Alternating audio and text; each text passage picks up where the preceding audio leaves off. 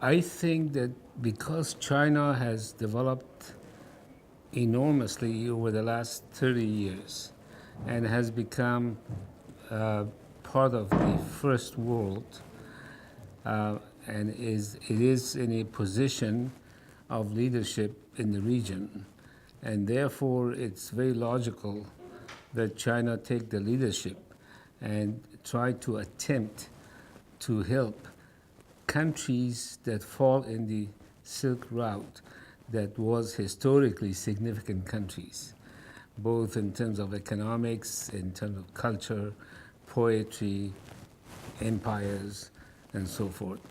So I think it's an excellent move. But these countries that fall in this region, the Silk Route countries, they did not grow as much, as nicely as China did in the last 30 years.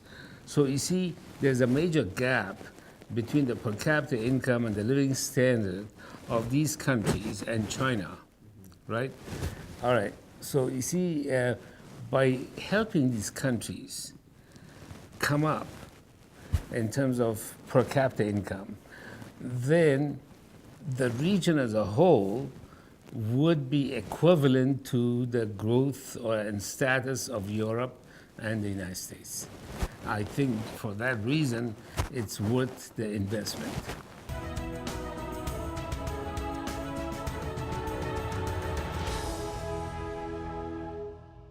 My view on that issue is my belief in the statements that China has made and also in the behavior of China over the last 40, 50 years, that China does not entertain to dominate the world.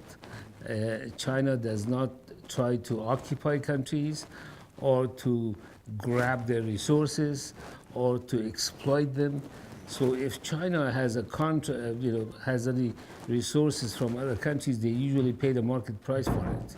So it's an economic transaction for both countries. In other words, both countries make a profit by buying and selling from each other.